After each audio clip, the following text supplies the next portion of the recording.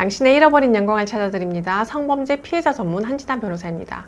우리 피해자분들 중에 변호사님, 형사조정이 뭔가요? 라고 물어보시는 분들이 많으셔서 오늘은 형사조정 제도에 대해서 알아보고 당사자 간 합의와 어떻게 다른지 차이점도 설명드리겠습니다. 우선 형사조정이 뭐냐 하면 피해자께서 사건을 고소하여 경찰에서 수사가 시작되고 경찰의 수사 결과 혐의가 있다고 판단이 되면 사건이 검찰에 송치되는데요.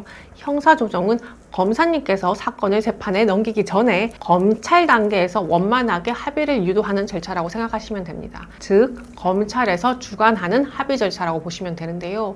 형사조정이 성립되면 보통 가해자가 기소유예 처분을 받거나 처벌 수위가 낮아지기 때문에 당사자 간 합의처럼 가해자에게 유리한 양형 자료가 될 수 있습니다. 형사조정을 할지는 검사님께서 결정을 하는데 검사님의 결정 전에 가해자가 먼저 형사조정을 원한다고 요청하는 경우가 많습니다. 물론 모든 사건이 형사조정으로 가능한 것은 아니고 검사님께서 보시기에 범죄가 중대하거나 피해 정도가 심각하다고 생각하면 함부로 형사조정으로 회부하지 않습니다. 예를 들어 피해자가 미성년자인 사건, 성인 피해자 사건의 경우에도 강간 같은 중범죄인 경우라면 형사조정에 회부되는 경우는 거의 없습니다. 상대적으로 경미한 강제추행이나 가벼운 스토킹 사건의 정도에 대해 형사조정으로 회부되는 경우를 볼 수 있습니다. 검사님께서 형사조정에 적합하다고 판단을 하시면 피해자나 피해자 변호사에게 형사조정 의사가 있냐고 연락이 오는데요.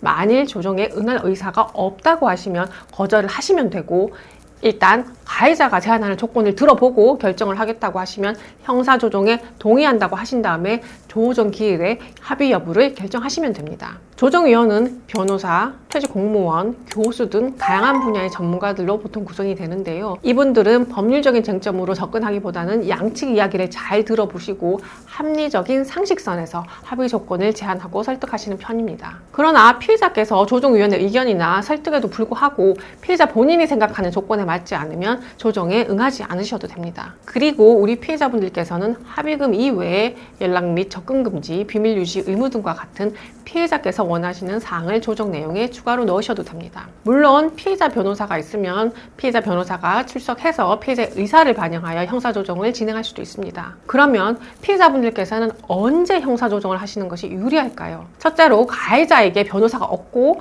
가해자가 나서서 합의를 주도하지 않는 경우, 조정위원들께서 합의를 적극적으로 이끌어내시는 이점이 있습니다. 둘째, 피해자에게 변호사가 선임되어 있지 않은 경우에도 조정위원의 도움을 받아 형사조정 절차에서 합의를 하면 2차 피해 위험이 적고 가해자 측에 직접 합의 조건을 말하지 않고도 합의가 가능한 이점이 있습니다. 셋째로 피해자 입장에서는 개인정보가 노출될 위험을 없앨 수 있습니다. 보통 당사자 간 합의 과정에서 본인 확인을 위해 피해자의 신분증 사본을 가해자 측에 교부해야 하는데요.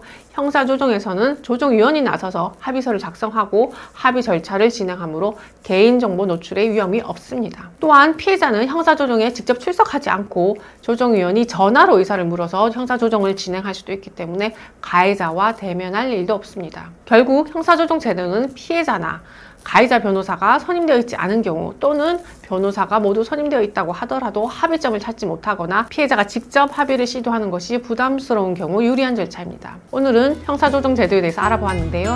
이와 관련하여 도움이 필요하시면 상담 전화로 문의하세요. 저는 우리 피해자분들 홀로 외로운 길을 가지 않도록 함께 하겠습니다. 다음 영상에서 또 뵙겠습니다.